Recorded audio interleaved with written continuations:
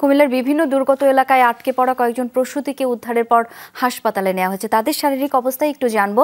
খোকন চৌধুরীর সঙ্গে আছেন। খোকন, উদ্ধারকৃতদের শারীরিক অবস্থা এই মুহূর্তে কেমন? চিকিৎসকরা কি বলছেন?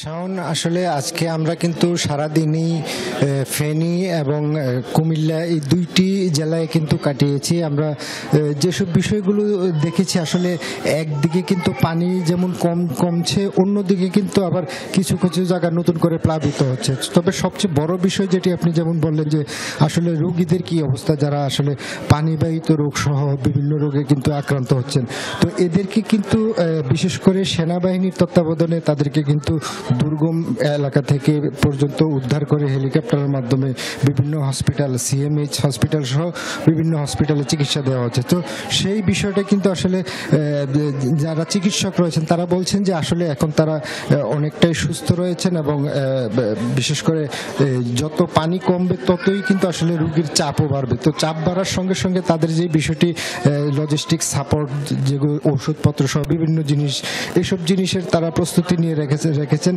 তবে ইতিমধ্যে কিন্তু তারা এমনটি আমাদের সঙ্গে যেটি জানিয়েছেন যে তাদের আপ্রাণ চেষ্টা রয়েছে সকলেই যাতে সঠিক মানে চিকিৎসা পায়, সেই ধরনের ব্যবস্থা কিন্তু সেনাপ্রধানের নির্দেশে ইতিমধ্যে করা হয়েছে। আজকে কিন্তু সেনাপ্রধান যে ফেনীর যে বন্যা দুর্গত এলাকা রয়েছে সেইগুলো কিন্তু উনি ঘুরে বেরিয়েছেন এবং তার যে সেনাবাহিনীর সদস্যরা রয়েছেন তাদেরকে কিন্তু আসলে কঠোর নির্দেশনা দেওয়া হয়েছে যাতে কেউই ত্রাণের বাইরে না থাকে এবং যারা বিপদগ্রস্ত আছে তাদেরকে উদ্ধারের সহায়তা যাতে করা হয়।